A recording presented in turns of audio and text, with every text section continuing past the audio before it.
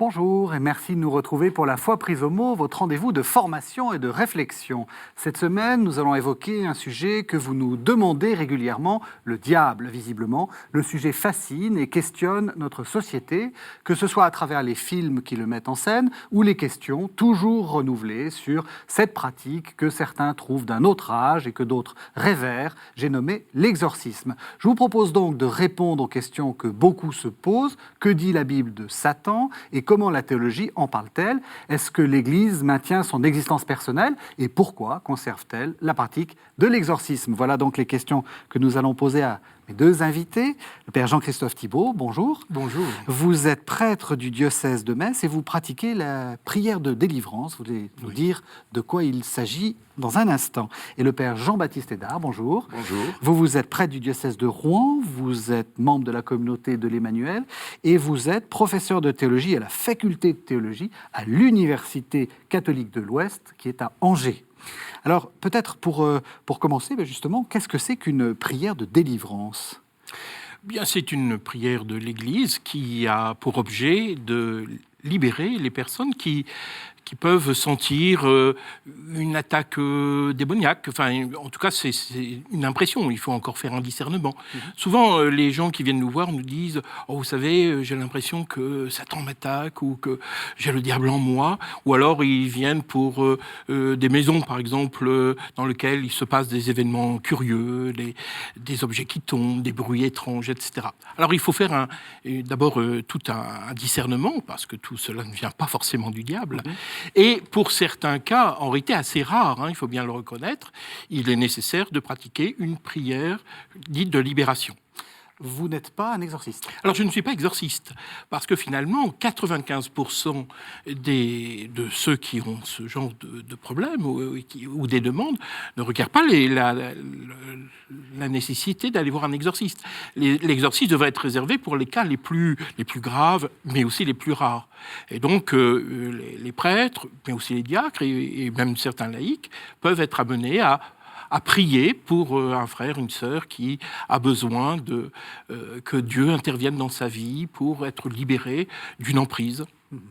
Alors je vous propose qu'on entende justement un exorciste, c'est le Père Jean-Pascal Duloisy. Il est exorciste diocésain pour la région parisienne et on lui a simplement demandé quelle est son expérience. C'est un entretien avec François-Xavier Dubesset. Mon expérience d'exorciste au bout de 5 ans est que les anges sont la richesse du monde invisible, des créatures de Dieu. Et je constate que dans notre monde aujourd'hui, on a tendance à mettre dans le monde invisible toutes sortes de réalités qui n'existent pas, des entités, des ondes, etc. On est dans un commerce de l'invisible pour en faire ce que j'appelle une fausse religion du bonheur. Tandis que la question des anges, elle est capitale, et parmi ces anges, il y a bien sûr le démon, ou les démons. Mais il faudrait peut-être annoncer vraiment le royaume de Dieu et sa richesse et les anges.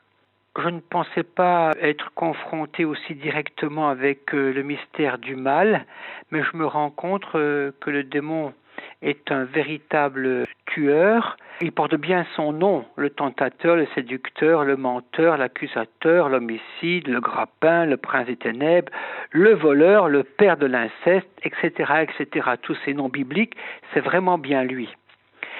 Aujourd'hui, il revient certainement en force par ce qu'on appelle l'occultisme, la magie, la sorcellerie, la cartomancie, le spiritisme, la voyance, qui sont autant de fausses voies dans lesquelles le démon peut laisser les gens se perdre et les influencer. Le démon se cache, ça c'est un fait évident, c'est un opportuniste. Il est difficile à démasquer et il faut voir à quel point il fait prendre les vessies pour des lanternes. Et beaucoup de gens se font abuser. Le démon, c'est littéralement l'intelligence sans l'amour. C'est évident, il est brutal, il est cruel et il n'a jamais de regrets et il n'en a jamais assez. Heureusement, le Christ nous a fait bien comprendre que le démon est un perdant et il l'a vaincu sur la croix. Ça, c'est un fait. Et le meilleur conseil pour triompher du démon, c'est de ne jamais dialoguer avec lui. Le saint n'invite pas à sa table le diable. Ça, c'est une règle d'or. Deuxièmement, la parole de Dieu est un bon secours. Elle nous apprend la sagesse. Troisièmement, le démon ne peut attaquer que les plus faibles, parce que le Seigneur nous protégera et la foi est un véritable bouclier. Armez-vous de la foi. Heureusement qu'il ne peut pas pénétrer au fond des âmes. Il peut simplement agir sur la psychologie humaine, la tourmenter, mais surtout avec le Christ, on peut vaincre toutes ces attaques et vivre en paix avec sa conscience. Donc voilà ce que je conseille aux gens, et moi ce que j'ai appris, le plus grand cadeau, c'est d'être fort avec le Christ, et on n'a vraiment rien à craindre, car la première victoire du démon, c'est de nous donner la frousse, la peur. N'ayez jamais peur. Et tout le reste n'est que providence et bénédiction. Voilà, alors on a entendu beaucoup de choses qu'on va développer tout au long de cette émission. Je ne vous propose pas de commenter directement ce qu'il vient de dire, mais on va voir dans le cours de l'émission que, en fait, vous allez le faire. Alors, peut-être revenir un peu à la Bible et essayer de se poser des questions de comment la Bible nous présente ce personnage. Alors, peut-être première question. J'ai allègrement parlé de diable, de Satan, on a entendu démon, etc. Est-ce que c'est la même personne ou est-ce qu'il faut distinguer ? Alors, au point de vue théologique, au jour d'aujourd'hui, c'est la même personne, ou ce sont les mêmes personnes, puisqu'il y a des démons, il y a Satan, Shatan, l'accusateur, on trouve ça dans l'Ancien Testament. La figure du diable est apparue progressivement dans l'Ancien Testament. Voilà, il y a le livre de Job avec l'accusateur qui est là, qui vient provoquer Dieu dans la cour des dieux. Bon. Diabolos, le diable, c'est apparu avec la traduction grecque aussi. Celui qui divise, c'est pas tout à fait la même chose que l'accusateur. Bon, il va accuser pour diviser, mais il y a eu une compréhension qui s'est développée progressivement, jusqu'à arriver au Nouveau Testament, où alors là, on a une explosion de la manifestation démoniaque, puisque 30% des miracles de Jésus sont des exorcismes. Il y a cette confrontation entre Jésus et le diable que nous allons bientôt entendre avec le carême, et puis cette grande victoire de Jésus sur la croix face aux démons, face à l'empire de la mort et aux démons. Mais c'est une figure qui est apparue progressivement dans l'histoire. Ça, c'est important aussi, dans la conscience théologique. Et bien justement, je vous propose qu'on balaye un peu cette histoire, à la fois pour montrer les racines, mais aussi pour montrer l'actualité, parce qu'évidemment, ces différentes figures du diable, on les retrouve aujourd'hui. Alors je vous propose, vous avez parlé du livre de Job, de vous faire entendre le livre de Job. C'est le premier chapitre du livre de Job. Ce sont les versets 6 à 12. Le jour advint où les fils de Dieu se rendaient à l'audience du Seigneur. L'adversaire vint aussi parmi eux. Le Seigneur dit à l'adversaire : « D'où viens-tu ? » ?»« De parcourir la terre, répondit-il, et d'y rôder. » Et le Seigneur lui demanda : « As-tu remarqué mon serviteur Job ? Il n'a pas son pareil sur terre. C'est un homme intègre et droit, qui craint Dieu et s'écarte du mal. » Mais l'adversaire répliqua au Seigneur : « Est-ce pour rien que Job craint Dieu ? Ne l'as-tu pas protégé d'un enclos, lui, sa maison et tout ce qu'il possède ? Tu as béni ses entreprises et ses troupeaux pullulent dans le pays. Mais veuille étendre ta main et touche à tout ce qu'il possède. Je parie qu'il te maudira en face. » Alors le Seigneur dit à l'adversaire : « Soit, tous ces biens sont en ton pouvoir. Évite seulement de porter la main sur lui. » Et l'adversaire se retira de la présence du Seigneur. Voilà, alors on a entendu ce texte, évidemment, il faut peut-être pas trop s'attarder sur le côté un peu mythique. Enfin, on ne sait pas, nul n'était à la cour de Dieu au moment où ça s'est passé. Mais il y a des choses extrêmement intéressantes qui sont dites. D'abord, le nom, l'adversaire. Et puis, c'est déjà une entité. Ça aussi, c'est une question importante. Est-ce qu'il y a une personne du diable? Ou est-ce que c'est simplement des forces intérieures, des choses comme ça? Alors, ça a été très questionné ces dernières années avec l'apparition de la psychanalyse et tout ce courant-là, mais l'Église enseigne depuis le début, et l'Écriture l'enseigne de manière forte aussi, qu'il y a une personne, c'est-à-dire un être spirituel, doué d'une intelligence et d'une volonté, qui au départ, et il est toujours un ange créé par Dieu, ces êtres, ce que nous disons dans le credo, je crois dans l'univers visible et invisible, ce que le Concile de Latran IV au XIIIe siècle a confirmé, ce qui a été repris dans tous les enseignements, jusqu'à le pape François dans son exhortation apostolique sur la sainteté. Il a tout un chapitre sur le diable, sur Satan. L'Église reconnaît dans un être spirituel, doué d'une intelligence et d'une volonté. Parfois, on parle d'une non-personne. C'est le cardinal Ratzinger qui avait évoqué. Qu'est-ce qu'il voulait dire? Il voulait dire que si, au sein de la Trinité, ce sont des personnes, si Dieu est trois personnes, un Dieu en trois personnes, c'est la relation qui va caractériser la personne. Satan est celui qui, par excellence, a refusé la relation. On a entendu le Père dire « c'est l'intelligence sans l'amour », c'est très juste. Il a refusé l'amour, il a refusé la relation. Alors, Dieu le maintient dans l'existence, parce que Dieu ne sait pas faire autre chose qu'aimer. Étonnamment, Dieu maintient Satan dans l'existence, mais même ceci est insupportable à Satan. Il refuse la relation, et donc Ratzinger utilisait cette expression de non-personne pour traduire cela, pas pour autre chose. Mais c'est un être, l'Église tient que c'est un être personnel. Donc, c'est important, y compris dans la pastorale. C'est quelqu'un que l'on rencontre d'une certaine façon. C'est pas simplement des forces évanescentes ou la mauvaise chance, le mauvais œil, etc. Oui, c'est ça. Ça a été rappelé. C'est d'abord un ange qui s'est détourné de Dieu. Voilà. Donc, effectivement, on a affaire à un être personnel avec lequel il y a, j'allais dire, un combat entre l'homme et Satan, qui est le combat entre Dieu et Satan. Alors, c'est vrai qu'on a tendance parfois, j'allais dire, dans un excès de rationalisme peut-être aussi, à dire mais le mal, c'est peut-être un symbole, une figure symbolique. D'ailleurs, ça a été dit il n'y a pas très longtemps de la part du supérieur général des Jésuites, par exemple, qui lui dit moi je vois à travers ça le symbole du mal. Mais il ne s'agit pas d'un symbole, il s'agit d'une réalité spirituelle. On le constate à quoi que c'est une réalité spirituelle, que c'est une personne et pas simplement un symbole? D'abord, on le reçoit dans la foi. C'est la première chose. C'est vrai que l'Église le dit depuis toujours, quoi.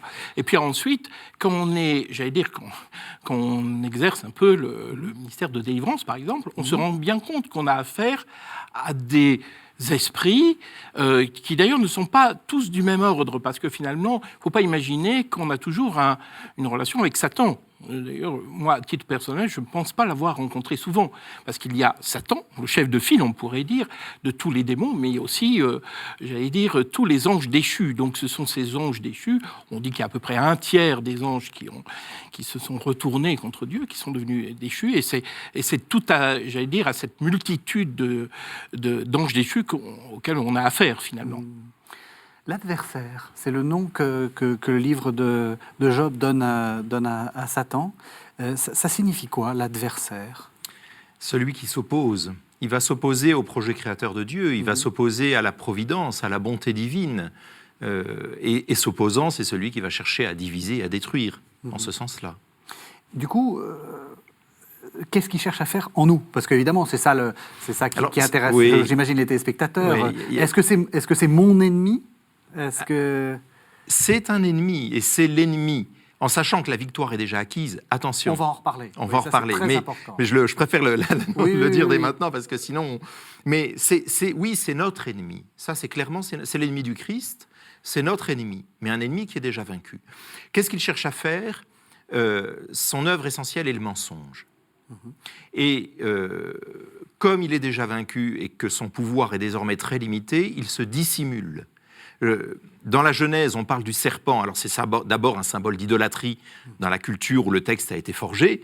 Et c'est d'abord pour ça qu'on a choisi le serpent. Mais moi je dis en plaisantant, le serpent, pourquoi ? Parce que c'est l'animal, on se rend compte qu'il est là quand c'est déjà trop tard. Il est discret. Sa force, c'est la discrétion. Il vole en dessous de la couverture du radar. Donc il cherche à ne pas se faire repérer pour pouvoir nuire. Parce que quand il est repéré, il a peu de chances de résister. Enfin, il n'a aucune chance de résister à ce moment-là. Je crois il y a deux objectifs. Le premier objectif, c'est d'entraîner dans la chute. Enfin, finalement, il veut notre damnation. Il veut, en nous éloignant de Dieu, il ne supporte pas que nous ne faisions pas le même choix que lui. D'une certaine manière, il a entraîné un certain nombre d'anges et il veut entraîner également un certain nombre de personnes humaines à s'éloigner de Dieu et à nous entraîner à la damnation. Puis il y a un deuxième aspect qu'il ne faut pas non plus sous-estimer, c'est qu'il attend de nous qu'on lui rende un culte. Une sorte de parodie du culte que l'on rend à Dieu, il veut qu'on lui rende un culte. Et là, il attire aussi beaucoup de gens à l'adorer, à le prendre comme modèle, etc., etc. Enfin, une sorte de singerie, finalement, de Dieu. Vous faites allusion à quoi ? Au satanisme ? À cette, entre autres au satanisme. Le satanisme est peut-être la forme la plus, j'allais dire, la plus grande et la plus caricaturale, on pourrait dire, de cette adoration idolâtrique. Justement, c'est assez caricatural. Et puis, c'est vrai que les films nous montrent une sorte de caricature. Vous prenez ça au sérieux ? Oui, je le prends au sérieux parce que, effectivement, c'est un menteur, on l'a dit. Et sa force, c'est une force très limitée, mais c'est celle du mensonge et de nous faire croire qu'il est plus intéressant que Dieu, finalement. Souvent, on a une vision un peu caricaturale encore des choses en disant avec Dieu, le bien, c'est ennuyeux, c'est pas très intéressant, etc. Alors que le mal, ça va être quelque chose de passionnant. On va aller explorer finalement des sphères. Finalement, l'interdit est toujours plus fascinant que ce qui est permis. Donc, il va nous mentir en nous promettant des dons, des puissances, des avantages, mais il n'a pas d'amis, il n'a que des ennemis. Et donc, ce sont des fausses promesses. Et certains se laissent prendre par des fausses promesses en faisant un pacte avec lui, par exemple, ou se laissant entraîner dans des formes dont on ne se rend pas compte que c'est lui qui est à la manœuvre par derrière. Des pratiques magiques, la sorcellerie, etc. Et qui se laissent prendre par ces séductions, quoi. C'est pas ridicule ? Enfin, je veux dire, parce que souvent, on a tendance à se dire, ils font une pratique magique, ils inversent le culte catholique en faisant un contre-culte satanique, entre guillemets, mais c'est des enfantillages. Pour vous, c'est pas des enfantillages, ça ? Alors, là encore, il faut faire il faut distinguer, parce qu'il y a un certain nombre de gens qui... je pense, par exemple, parlons de la musique métal, très rapidement. Oui, voilà. Souvent, on dit, voilà, c'est une musique satanique. Bon, moi, je connais un certain nombre de gens qui pratiquent cette musique, qui vont faire allusion à Satan ou au culte du diable, mais eux-mêmes ne croient ni à Dieu, ni à diable. Le problème, c'est que le diable existe. Et donc, quand on l'invoque, eh bien, forcément, il peut répondre. C'est ça le problème. Donc, parfois, il y a des gens qui n'ont pas l'impression qui voient à travers le diable une sorte de rébellion ou une façon de réagir à notre monde, enfin une manière finalement de provocation, quoi. Mais ils touchent à une réalité spirituelle dont ils ne se rendent pas compte qu'elle peut être dangereuse si on ouvre une porte, quoi. Vous êtes d'accord, le problème, c'est pas ouvrir des portes. Alors, pour moi, le problème n'est pas de ne pas ouvrir des portes, c'est d'être attaché. La solution, plutôt, c'est d'être attaché au Christ. Oui, si vous voulez, je ne vois pas les choses. On n'a pas à se défendre. On n'est pas dans une citadelle assiégée où il faut se défendre de l'attaque qui pourrait venir de droite et de gauche et de vivre dans une anxiété. Non. Il s'agit d'être attaché au Christ. C'est l'opposé le culte du diable est un culte idolâtrique. Il y a des formes de ce culte qui nous apparaissent très innocentes et même séduisantes, comme le culte de l'argent. Et pourtant, combien de dégâts, de morts et de destruction fait au nom du culte de l'argent ? Je pense que c'est beaucoup plus grave que le culte satanique. Je crois combien de guerres. Le métal, Et là, clairement, c'est le démon qui est à l'œuvre derrière. Alors, il ne faut pas s'imaginer que dans les multinationales, on fasse des sacrifices humains à Satan. Non, il n'y a pas besoin de ça. Il n'y a pas besoin de ça. Mais donc, si vous voulez, il s'agit... Alors, effectivement, il faut être attentif. Il y a certaines zones, certains terrains où il ne faut pas aller, parce que c'est effectivement ouvrir au démon la possibilité de nuire. Bon, mais on doit d'abord se situer dans une démarche d'attraction vers le Christ. Enfin, voilà, c'est ça qui doit être premier, et c'est ça qui nous motive. Comment vous répondez à ceux qui disent moi, le démon me gêne, enfin, ou le concept du diable me dérange parce que c'est aussi une manière de se déresponsabiliser, pardon. Le fait de dire c'est pas moi qui ai fait, c'est le diable. C'est tout à fait vrai. Il peut y avoir un certain nombre de gens qui cherchent un bouc émissaire. On cherche un bouc émissaire dans une vie parfois difficile. C'est qu'est-ce que j'ai fait au bon Dieu ? Alors c'est le bon Dieu, oui. Ou ça peut être le diable. Oui. Et c'est là où il faut remettre un peu les choses en perspective et que tout ce que l'on vit ne vient pas du diable. Oui. Son pouvoir est d'abord très limité. Très limité, ce n'est qu'une créature. Lui, il nous prétend avoir des pouvoirs, etc., l'égal de Dieu, mais il ne l'est pas. Et finalement, il a beaucoup moins de pouvoir qu'on imagine. Et même un ange a beaucoup plus de pouvoir qu'un démon. Simplement, il nous fait croire qu'il a des pouvoirs et qu'il est capable de faire des choses dont il n'est pas capable. En réalité, il n'en est pas capable. Alors, de quoi est-il capable ? Je vous propose qu'on lise un deuxième texte qui vient des Actes des Apôtres. C'est au chapitre 5. C'est une histoire assez épouvantable, en réalité. Hein. C'est un homme du nom d'Ananie qui a vendu une propriété et qui, d'accord avec sa femme Saphir, en a soustrait un petit peu aux apôtres. Donc, ce sont les versets 1 à 6 du chapitre 5 des Actes des Apôtres. Un homme du nom d'Ananias vendit une propriété, d'accord avec Saphira sa femme. Puis, de connivence avec elle, il retint une partie du prix, apporta le reste et le déposa aux pieds des apôtres. Mais Pierre dit « Ananias, pourquoi Satan a-t-il rempli ton cœur ? Tu as menti à l'Esprit Saint et tu as retenu une partie du prix du terrain. Ne pouvais-tu pas le garder sans le vendre, ou si tu le vendais, disposer du prix à ton gré ? Comment ce projet a-t-il pu te venir au cœur ? Ce n'est pas aux hommes que tu as menti, c'est à Dieu. » Quand il entendit ces mots, Ananias tomba et expira. Une grande crainte saisit tous ceux qui l'apprenaient. Les jeunes gens vinrent alors ensevelir le corps et l'emportèrent pour l'enterrer. Alors voilà, on a entendu ce texte qui est extrêmement intéressant parce qu'on voit bien que finalement, ce qu'a fait Ananie, c'est pas si grave. Enfin, je veux dire, Pierre le dit lui-même, il n'a pas commis en apparence un péché épouvantable. Il pouvait garder son champ, il pouvait même le vendre et garder l'argent. Il a menti. Oui, et c'est l'hypocrisie, c'est le cœur double, et il s'est laissé... Satan a rempli son cœur, dit le texte. Oui. C'est intéressant quand on pense que le Christ est défini comme celui qui s'est vidé de lui-même. Dans l'Épître aux Philippiens, il y a un espèce de mouvement inverse. Il a rempli le cœur, ça veut dire qu'il a pris possession. Alors non pas qu'il possède le cœur comme le cœur lui appartiendrait. C'est-à-dire comment Satan agit-il ? Il obsède. Ça vient du latin obsidere, qui veut dire faire le siège. Il enfume. Il fait en sorte que la personne devient obsédée, c'est le cas de le dire, par une réalité unique. Ici, la possession, peut-être la peur de manquer de cet homme, et qui fait que ça va le conduire à mentir. Et finalement, son cœur devient semblable, agit de la même manière que Satan. Il finit par mentir comme Satan, qui est le père du mensonge. Satan le conduit au mensonge de cette manière-là. Le texte dit, il remplit son cœur. Dans l'évangile de Jean, on voit Satan qui entra en Judas. Cette notion d'espace n'est pas pertinente pour un ange. L'ange est présent là où il agit. Donc le diable est présent quand il y a un péché qui est commis. Le diable vient pour charger la chose, pour renforcer le péché, ou pour tenter avant le péché. Mais voilà, il n'est pas présent dans un lieu, il est présent là où il agit. Et là, il pousse le cœur de cet homme, c'est-à-dire sa droiture, son intention, vers le mensonge. Pour quelle raison ? L'appât du gain, la peur, on ne sait pas. C'est pas bien de mentir ? Non.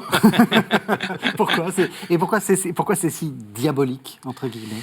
Ce qui est diabolique, c'est justement de sortir de la vérité. Parce que c'est finalement, dans une délivrance, finalement, c'est avant tout faire la vérité sur soi-même.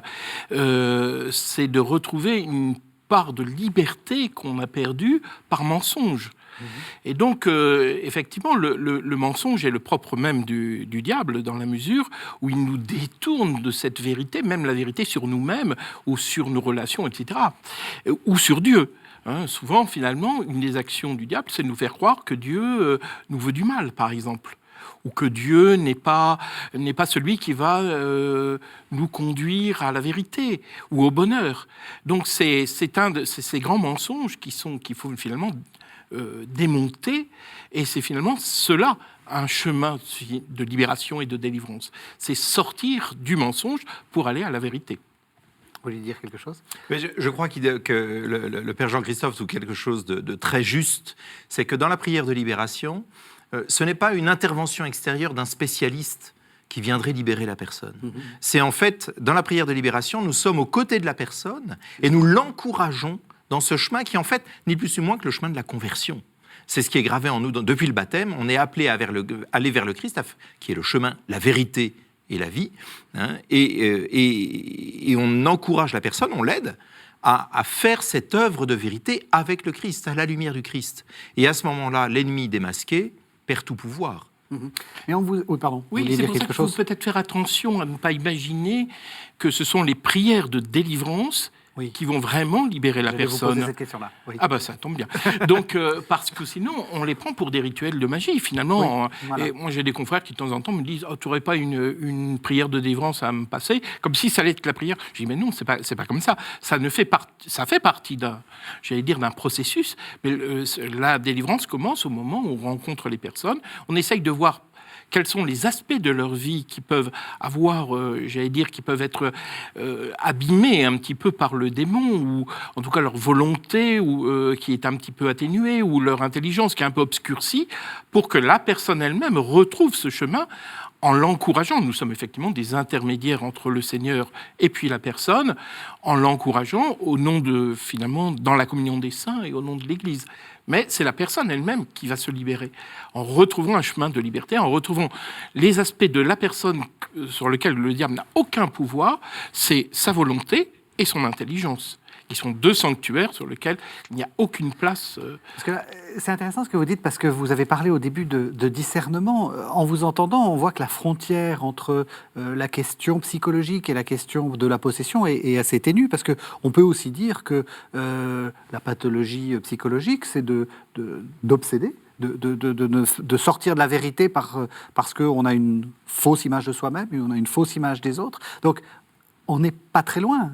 Et comment est-ce qu'on fait le départ entre ce qui serait authentiquement démoniaque et ce qui serait simplement pathologique, psychologique, etc. C'est toute la difficulté et en même temps l'intérêt du discernement. En se rendant bien compte qu'il y a un lien très étroit entre le psychologique et le spirituel, au même titre qu'il y a un lien assez étroit entre le corporel et le psychologique. On sait bien que notre corps réagit aussi, tout ce qui est psychosomatique, on le connaît bien, mais il y a exactement la même chose entre le spirituel et le psychologique. Donc il ne faut pas imaginer que lorsqu'on a un problème spirituel, il sera chimiquement pur. Il y aura toujours une part un peu pathologique, ou en tout cas une influence psychologique qui va se faire ressentir. Moi, finalement, l'expérience me montre que c'est souvent une sorte d'amplification. Finalement, on a tous des failles en soi, des failles psychologiques, parce qu'on a des blessures d'enfance, parce qu'on a ci, on a ça. Et simplement, les démons se servent de ça et ils les amplifient. Ils font comme amplifier finalement une blessure qu'on peut avoir, une sorte de faille psychologique. D'où la difficulté de discerner les deux. Et c'est vrai que parfois, on est dans du pur, alors là, pour le coup, psychologique. C'est là où le discernement est important, parce que, je dirais, 8 personnes sur 10 n'ont pas forcément de problème de type spirituel. Mais on peut reconnaître aussi quelque chose qui dépasse un peu les critères habituels, des choses qui sont tout à fait anormales, voilà. Et à ce moment-là, on se dit, en gros, finalement, le discernement, c'est enlever toutes les causes naturelles pour voir ce qui reste de surnaturel après, quoi. Il y avait un neuropsychiatre du XXe siècle, le docteur Alain Assailly, qui pendant 40 ans a collaboré avec des exorcistes en France. En parcourant ces notes auxquelles j'ai pu accéder, il dit que le démon est le père du déséquilibre Il dit c'est pas biblique comme titre, mais il dit en fait il repère une faille et il va servir d'accélérateur. Il se met dans la faille et il accentue le déséquilibre. Et il dit lui-même que, étonnamment, certains exorcismes, alors que la personne était suivie en thérapie depuis très longtemps sans aucun résultat, la personne, en un seul exorcisme, a été libérée. Et puis d'autres patients, eh bien, ont dû être accompagnés en thérapie pendant de longues années, vivre tel ou tel exorcisme, et c'est les deux éléments ensemble qui ont permis à la personne de retrouver sa liberté. Donc c'est, moi, les quelques fois où des psychologues ont pu m'envoyer des personnes pour une prière de libération, c'est qu'elles constataient dans la thérapie qu'il y avait quelque chose qui tournait rond, il y a quelque chose qui n'allait pas, et puis il y avait des thématiques. Et là, il y a un prêtre du XXe siècle, le père Chenesso, qui est un exorciste désormais décédé, qui était assez connu, il dit, lorsqu'il y a une atteinte aux 3 vertus théologales, foi, espérance, charité, là, l'autre n'est pas loin. Hein, c'est un très bon critère. C'est intéressant ce que vous dites, parce que ça rejoint aussi ce que vous disiez, l'exorcisme et la prière de délivrance, de guérison, et pas forcément c'est pas un acte magique. Enfin, il faut se départir des images que l'on a liées au film, où on voit une sorte c'est magie contre magie, d'une certaine façon. Vous seriez la magie blanche, et puis le diable, ça serait la magie noire. C'est pas du tout comme ça que ça fonctionne. Non, c'est pas du tout ça, et c'est là où il faut se sortir de toutes ces images, mais c'est aussi toute la difficulté, parce que la libération sous-entend la foi. C'est la foi, finalement, qui compte. Hein. Et revenir au Seigneur, c'est ce qu'on a dit tout à l'heure, et je crois que c'est essentiel, c'est se tourner vers le Seigneur qui nous guérit, nous sauve. Et c'est ça qui permet vraiment cette libération. Problème, quand les gens qui viennent nous voir n'ont pas la foi. Ça, c'est beaucoup plus compliqué, parce qu'il ne faut pas imaginer que les gens qui vont consulter un prêtre ou même un exorciste sont des gens qui sont croyants. Alors, c'est tout un travail de conversion à faire avec eux pour qu'ils puissent découvrir le Christ, qui est vraiment le Christ vainqueur et le Christ libérateur. Donc, c'est un authentique lieu pastoral. Ah, c'est un lieu tout à fait. Et on touche aussi, ce que je trouve intéressant dans ce ministère, c'est que, vous savez, le pape dit qu'il faut aller aux périphéries. Justement, là, on touche des gens qui, d'une raison, par un biais ou un autre, se sentent attaqués, ils ne savent pas très bien ce qu'il y a par derrière, et finalement demandent l'aide de l'Église. Pour revenir à ce texte, qui est là aussi surprenant quand on a l'image des séries télévisées ou des grands films, c'est que, comme vous disiez, c'est un peu à bas bruit ce que fait le diable ici. Pierre n'aurait pas vu la chose, ça se serait pas vu, et puis voilà, c'était fait. Oui, il veut rester caché. C'est pas du grand spectacle, C'est forcément. pas du grand spectacle. C'est pas du grand spectacle. J'ai encore lu dernièrement le témoignage d'un exorcisme vécu par un homme. Il a vécu son exorcisme, il était assis dans sa chaise à écouter le prêtre exorciste prier, lui s'y associait par sa prière intérieure, mais il n'y avait ni hurlement, ni cri, ni gesticulation. Il peut y avoir parfois des manifestations fortes, oui, ça existe aussi, mais très souvent, la plupart du temps, dans les prières de délivrance, il ne se passe rien. Si ce n'est qu'il y a de la prière. Rien d'extérieur. Rien d'extérieur. Oui. Par contre, intérieurement, oui. Oui. Mais dans la société, le démon veut agir de manière discrète. Oui. Il veut agir de manière discrète. Et c'est là où il faut un regard de foi. Et c'est ce regard de foi qui va permettre de voir son action. Sinon, on va voir une extravagance, on va voir de la méchanceté, on va voir des choses, mais on ne percevra pas derrière la réalité spirituelle qui est là. Qu'est-ce qu'on fait justement? Vous avez parlé des maisons hantées.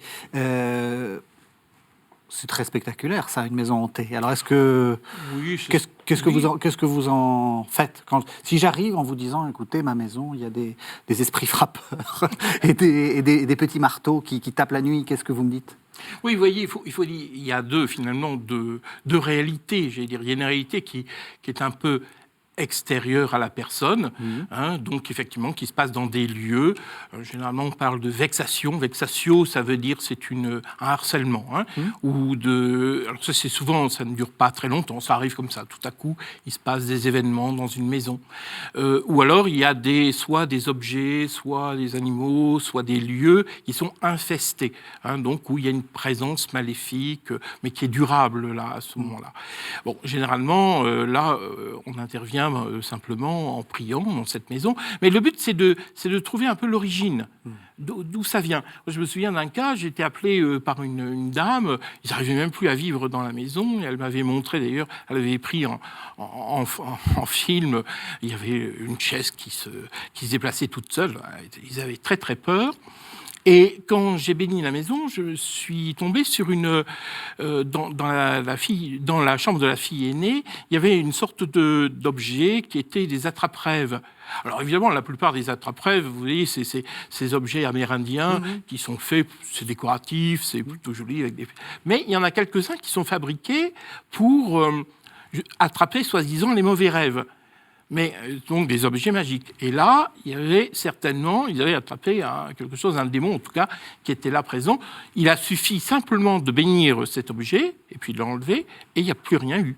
Alors vous voyez, ça c'est pour ce qui est de l'ordre d'une manifestation en dehors de la personne, qui a pour but finalement de mettre les gens dans un état d'angoisse, de déséquilibre émotionnel, etc. Et qui, voilà, c'est une manière de harceler les personnes, quoi. Alors après ces moments un petit peu effrayants, je propose qu'on entende un texte, cette fois-ci très rassurant. C'est le texte d'Apocalypse 12, les versets 7 à 11. Vous savez, c'est après l'épisode de la femme qui est menacée par le dragon. C'est le moment de la victoire finale des anges sur ce dragon. Il y eut alors un combat dans le ciel. Michael et ses anges combattirent contre le dragon. Et le dragon lui aussi combattait avec ses anges. Mais il n'eut pas le dessus. Il ne se trouva plus de place pour eux dans le ciel. Il fut précipité, le grand dragon, l'antique serpent, celui qu'on nomme Diable et Satan, le séducteur du monde entier. Il fut précipité sur la terre et ses anges avec lui. Et j'entendis une voix forte qui, dans le ciel, disait « Voici le temps du salut, de la puissance et du règne de notre Dieu, et de l'autorité de son Christ, car il a été précipité, l'accusateur de nos frères, celui qui les accusait devant notre Dieu, jour et nuit. Mais eux, ils l'ont vaincu par le sang de l'agneau et par la parole dont ils ont rendu témoignage. » Voilà, alors, est-ce que c'est un texte rassurant ou est-ce que c'est un texte inquiétant ? Complètement rassurant. Complètement rassurant, parce que ça dit clairement la défaite de celui qui est symbolisé à travers le dragon, l'ennemi. Il n'a aucun pouvoir, si ce n'est le pouvoir que Dieu lui laisse. Et si Dieu lui laisse, on pourrait se poser la question, pourquoi Dieu laisse du pouvoir à Satan ? Souvent, les gens, une maladie, ils comprennent. Un échec social, ils comprennent. S'ils sont confrontés à une action démoniaque, là, ils ne comprennent plus. Comment est-ce que Dieu peut permettre ça ? Eh bien, Dieu permet cela. Alors, il y a le mystère du mal, auquel, là, on ne peut que... Mais, au-delà de ça, je crois qu'on peut quand même dire Dieu veut associer l'homme à sa victoire, donc à son combat. Et je crois qu'il y a là une des raisons fondamentales de la permission du mal. C'est qu'il veut que nous combattions avec lui, pour que nous partagions sa victoire, pour que nous manifestions cette victoire sur l'ennemi. Le plus bel exemple pour ça, c'est la Vierge Marie, qui écrase la tête du serpent, ou si vous prenez l'histoire de Sainte Thérèse de l'Enfant Jésus, elle se rend compte à l'âge de 8 ans, je crois, elle a un rêve où elle voit le démon qui fuit devant elle. Le démon a peur d'un enfant. Baptisé, habité par Dieu, le démon en a peur. Donc la victoire est acquise. Et Dieu veut nous associer à cette victoire-là, clairement. Ça permet pas de corriger ce qu'a dit le père Duloisy, mais d'aller plus loin de ce qu'il dit. Il a dit souvent, c'est les gens faibles, en réalité, qui sont atteints par le démon. En réalité, on voit bien que les grands saints, y compris, je ne sais pas, Antoine, le père des moines, enfin, l'un des plus grands saints de toute la chrétienté, est atteint par ça, évidemment le curé d'Ars, etc. Alors, ça peut faire peur et il ne faut pas que ça fasse peur, parce que, effectivement, certaines personnes saintes peuvent souffrir de vexations, d'attaques du démon. C'est lorsque ces grands saints échappent à l'action, ils se sont éloignés du péché, le démon sent que s'il les laisse avancer, On ne se sauve jamais seul. Un grand saint va entraîner une foule avec lui. Et donc, il va essayer de faire chuter, mais j'oserais dire, c'est déjà trop tard. Quand on est là, c'est déjà trop tard, il a déjà perdu. Donc, il y a ces manifestations étranges qu'on peut voir. Vous prenez Marthe Robin aussi, par exemple. Vous avez Madame R, la mystérieuse Madame R, Madame Roland, en fait, au XXe siècle, dont la vie est présentée par Laurentin. Vous avez un certain nombre de personnages. Mais il va bien sûr s'en prendre de préférence aux petits, aux faibles, à ceux qui lui ouvrent des portes, d'une certaine manière, mais il peut aussi, par permission divine, s'en prendre à des personnes qui, au contraire, ont une vie de sainteté. Il est certain que si nous sommes unis au Christ, nous avons de toute manière toutes les armes nécessaires pour qu'il ne puisse pas nous défaire. Hein, voilà. Je crois qu'il les déteste, donc il va agir sur eux. Mais en même temps, par exemple, la figure du curé d'Ars est intéressante parce que, c'était les gens qui vivaient près du presbytère, entendaient des bruits, des choses comme ça, le lit qui se met à brûler, etc. Mais le curé d'Ars n'en avait absolument pas peur, et même il prenait ça de manière presque à la dérision, quoi, finalement. Il disait, il est bien bête, parce que finalement, s'il se manifeste, c'est que je vais avoir un gros poisson, comme il disait, dans mon confessionnal. Donc, d'une certaine manière, on voit qu'il a une sorte de recul et de tranquillité. Il sait très bien qu'il est bien plus fort que les démons, et que les démons, justement, s'il l'attaque, c'est parce qu'il ne supporte pas et parce qu'il en a peur. Il en a peur. Il faut penser que c'est un peu l'inverse. Finalement, il se dévoile, parce que comme il n'aime que l'obscurité, d'une certaine manière, s'il se dévoile, il se montre, c'est qu'il a perdu, en réalité, et qu'il ne peut plus faire autrement. C'est par, j'allais dire, agacement que finalement, il sort du bois, quoi. Oui, c'est intéressant, parce que ça rejoint ce qu'on disait à propos d'Anani et de Saphir. C'est-à-dire que ça se fait la plupart du temps de manière discrète et à bas bruit, enfin, sans forcément... Ça va être, dans la vie des gens, ça va être quelqu'un qui essaye de cheminer dans la foi chrétienne. Il va chercher à atteindre l'espérance particulièrement. Donc les personnes vont s'enfermer dans un espèce de cycle de désespérance. Il va y avoir une tristesse, il va y avoir une série d'épreuves qui vont lui faire perdre l'espérance et se détourner progressivement de la prière, de Dieu. Les choses deviennent pénibles, difficiles. Il va atteindre le couple, il va atteindre les enfants, il fait en sorte que la personne, finalement, s'en prenne à Dieu et s'éloigne. Hein. Se décourage aussi. Voilà. Je crois que le découragement, c'est son arme principale. Donc, le harcèlement a pour but, effectivement, de décourager les personnes, de les mettre... Et surtout, c'est pour ça qu'il reste un petit peu dans l'ombre, finalement, de trouver des boucs émissaires, en suggérant des boucs émissaires qui ne sont pas les vrais. Mais en vous entendant, c'est quand même un peu... je redeviens inquiet, parce qu'on a tous ces moments-là de découragement, de déprime. Est-ce qu'il faut à chaque fois chercher en soi l'action du démon ? Ou est-ce qu'on a le droit quand même de prendre une petite vitamine C en se disant « j'ai un petit coup de froid et ça ira mieux » ? Mais bien sûr, il y a notre nature, alors fragile, blessée par le péché, on le sait, mais notre nature suffit bien souvent à expliquer le rhume. Voilà. Et il faut d'abord aller voir le médecin, le thérapeute si besoin, etc. Tout en étant conscient qu'il y a aussi quelqu'un qui peut parfois, mais c'est pas par hasard, hein, c'est pas par accident, c'est que généralement, vous voyez, la première porte d'accès au démon, c'est le péché. Si j'entretiens dans ma vie un péché grave et duquel je ne me convertis pas, au bout d'un moment, il y en a un qui finit par s'intéresser à moi. Au bout d'un moment, c'est pas non plus. Voilà. Mais donc non, il y a notre nature blessée suffit amplement. Moi, j'aime bien dire que le démon sous-traite à notre psychologie malade. c'est joliment dit. Voilà. Pour nos méchancetés ou autres, bien souvent, il n'a pas besoin de se déranger en personne. Il sous-traite et ça suffit. J'aime bien l'expression. Sa première action, c'est la tentation. Et ça, on a tous des tentations. Mais toute tentation ne vient pas du démon. Ça, on sait très bien qu'il y a aussi les pensées perverses peuvent sortir de notre cœur, quoi. Parfois, il n'a pas besoin de se fatiguer. Mais parfois, ça peut arriver que, j'allais dire, il aille un peu plus loin. Il va nous ressortir des souvenirs traumatisants qui vont devenir obsédants, etc. Et donc, ils vont nous tenter justement, dans le désespoir ou la désespérance ou culpabilisant, vous voyez, un petit peu. Voilà. Là, on dit, c'est là où il commence à agir, quoi. Mais la plupart du temps, nous suffisons à nous-mêmes. Je voudrais qu'on revienne sur ce que disait aussi le père Duloisy à propos cartomancie, voyante, etc. Parce qu'on n'a pas eu l'occasion d'en parler. Et en fait, c'est quelque chose d'assez important. Moi, j'ai tendance à vous dire, bon, je vais voir une voyante, une numérologue, je fais mon thème astral. C'est peut-être un peu bête, mais c'est pas très grave. Vous auriez tendance à dire que c'est plus grave que ça. Oui, c'est parce que fondamentalement, on manque de confiance en Dieu. Et on se lie dans le futur, c'est-à-dire on s'imagine que notre futur est déterminé, alors que le futur n'est pas déterminé. Et on manque de confiance en Dieu et on s'emprisonne soi-même. On porte atteinte à notre liberté, à notre dignité. Et on porte atteinte en fait à l'image de Dieu qui est en nous en faisant ça. Et ça, c'est l'œuvre du démon.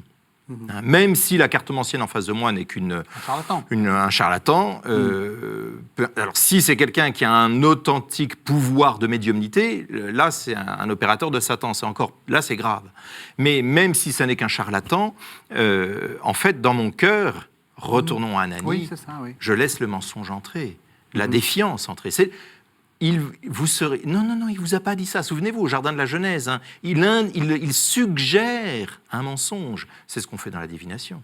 Vous êtes d'accord ? Oui, tout à fait. Et puis c'est aussi, on renonce à sa liberté. Enfin, finalement, Dieu insiste beaucoup pour qu'on soit libre. Parce qu'on est fait à son image et à sa ressemblance.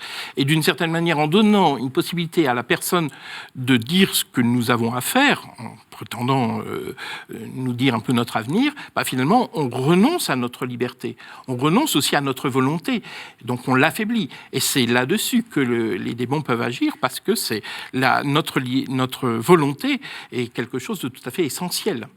C'est un point, alors je vais me faire beaucoup d'ennemis, tu vas deviner de quoi je vais vouloir parler, mais un lieu où il est insidieusement présent, et là c'est massif dans notre société, c'est plus d'une personne sur deux, je pense que c'est 2 sur 3 ou 3 sur 4, c'est tout ce qui va être magnétiseur, tout ce qui va être coupe-feu, tout ce qui va être les personnes qui soignent les verrues, etc.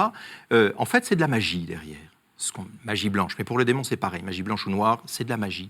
La personne va chercher à guérir d'un mal en allant voir quelqu'un.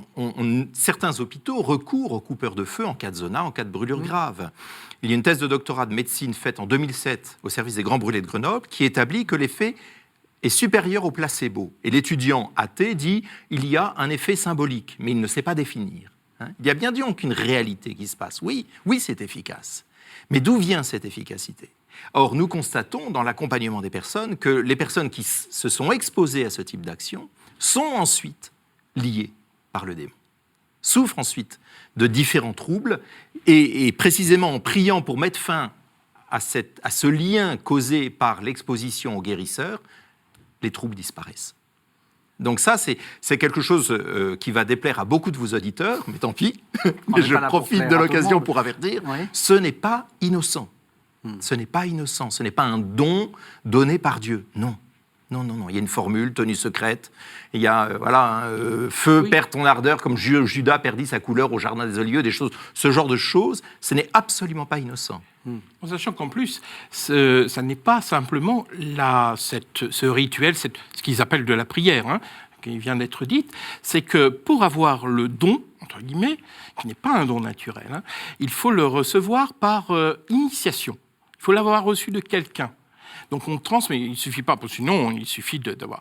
D'autant plus que cette prière, ce rituel, ne dit pas grand-chose. On sent bien que c'est pas... on n'exprime pas... C'est assez trouble, c'est flou comme texte.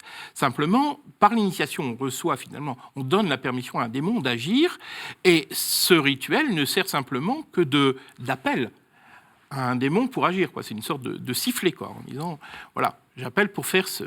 Le problème, c'est que beaucoup de gens ne croient pas à la magie. Souvent, quand on parle de la magie, les gens nous regardent un peu bizarrement, vous croyez à ce genre de choses ? Non, la magie est une réalité. Et d'ailleurs, dans la Bible, très souvent, on en parle, mais toujours pour mettre en garde, en disant « tu ne feras pas de magie ». Et même dans le catéchisme de l'Église catholique, c'est redit encore une fois. Non, il est dit qu'il ne faut pas pratiquer la magie, même fût-ce pour donner la santé, même pour quelque chose qui apparemment est positif, parce que la magie, c'est pas dans le domaine de Dieu, c'est le domaine du démon. On arrive à la toute fin de l'émission. J'ai envie de vous poser une question assez simple. Qu'est-ce que vous conseillez à quelqu'un qui est certain qu'il est possédé par le diable, par un démon? Qu'est-ce qu'il faut faire? Non, c'est une question que peut-être les téléspectateurs se posent. Il y a certainement parmi eux des gens qui ont cette question-là. D'être possédés, c'est vrai que certaines personnes sont habitées par cette conviction. Alors, dans un certain nombre de cas, ça relève de la psychiatrie, il y a des démonopathies où la personne est certain d'avoir un démon dans son intestin, etc. Bon, là, allez voir le psychiatre. Mais ça peut être bon, surtout de ne pas aller voir un médium ou ces exorcistes pirates qui pullulent sur Internet, ça surtout pas. Un effet certain, c'est vider le portefeuille. Ça marche à tous les coups, ça sera efficace. Le deuxième danger, c'est qu'en fait, il ne vous fasse rien et il vous laisse dans votre problème. Le troisième, c'est qu'il amplifie le problème. Donc, à ce moment-là, il faut prendre contact avec le curé de sa paroisse ou avec l'exorciste du diocèse. Un bon critère, c'est que c'est gratuit. Oui, c'est vrai. Voilà, c'est... Bon, il faut aussi avoir conscience que les exorcistes sont souvent assez débordés, il faut bien le reconnaître. Et c'est pour ça que c'est important, je pense, dans l'Église, que chacun prenne sa part un petit peu de ce ministère, dont on a fait un peu un tabou, il faut bien le reconnaître, on avait un peu peur. Justement, il faut sortir de cette peur, il n'y a pas à avoir peur. Il a été dit tout à l'heure, quand on fait des prières de délivrance, il ne se passe pas grand-chose, souvent. Voilà, on prie, et c'est donc, tout. Quand il y a un paroissien qui vient vous voir en disant « je suis pris par le démon », vous ricanez pas? Je ne rigole pas, mais je fais quand même un discernement. C'est-à-dire que... Et après, si on se rend compte que la personne n'a pas vraiment de problème spirituel, ça ne veut pas dire... Il ne faut pas non plus être blessant en disant vous n'avez rien du tout. Ou dire, comme je l'ai déjà entendu plusieurs fois, avant même de l'écouter, en disant mais vous, ce que vous avez, c'est un psychiatre qu'il faut aller voir. Ça peut être très blessant, d'autant plus que souvent... Ils vont d'abord voir, vous savez, le processus habituel, c'est qu'ils vont voir le médecin traitant, qui va voir le psychiatre, et parfois les psychiatres nous les renvoient. Enfin, moi, j'ai un certain nombre de personnes qui viennent me voir, envoyées par le psychiatre, en disant, moi, ça me dépasse. Bon. Alors, si, dans le cas où on ne discerne rien de spirituel, il faut quand même, la personne souffre quand même. C'est une personne qui souffre et qui finalement a une sorte peut-être de peur. C'est là il faut vraiment la tourner vers le Seigneur et la mettre finalement en disant mais le Seigneur vous accompagne. Déjà une écoute, c'est déjà énorme, une compassion et finalement parfois ça suffit largement. Merci vraiment à tous les deux. Alors, pour aller plus loin, quelques livres. Donc, on a entendu le père Jean-Pascal Duloisy. Il vient de faire paraître aux éditions Fidélité en Belgique un Satan. Donc voilà, nous avons un petit livre sur Satan. Et puis, père Jean-Christophe Thibault, vous venez de faire paraître aux éditions Médiaspol Délivre-nous du mal. Non, Artege. Artege. Ah bon, Artege. Un Délivre-nous du mal. En fait, pour être très honnête avec nos téléspectateurs, nous enregistrons un peu avant, donc je n'ai pas le livre. Il paraît juste au moment où l'émission est diffusée. Exactement. Et donc, on vous avez quelques secondes pour nous dire de quoi ça parle. C'est un livre qui est à la fois un petit peu théorique, donnant un petit enseignement, qui reprend des éléments que nous avons pu aborder là, avec eux, mais aussi pratique. C'est-à-dire, c'est comment faut-il réagir, quels sont les critères de discernement entre ce qui est psychologique et spirituel. Et il y a aussi, par exemple, des fiches pratiques ou le genre de questions à poser, comment on mesure une gravité, parce que ce qu'on n'a pas abordé du tout, c'est que entre la tentation et la possession, il y a des marges, il y a de la marge un petit peu. Et puis, comment accompagner les personnes vers une vraie délivrance, quoi. Donc, Délivre-nous du mal aux éditions Artege. Et je dois dire aussi, je lève un mystère, que vous êtes un auteur de thriller qu'on trouve chez Salvator. Vous appelez en réalité Michael Dor. Michael Dor, voilà. Merci beaucoup de nous avoir fait mieux comprendre ce qu'était Satan. Merci beaucoup de nous avoir suivis. Vous savez que vous pouvez retrouver cette émission sur le site internet de la chaîne www.ktotv.com et c'est gratuit, ce qui est plutôt, si je vous ai bien écouté, un critère de bonne qualité. Merci beaucoup de nous avoir suivis. À la semaine prochaine.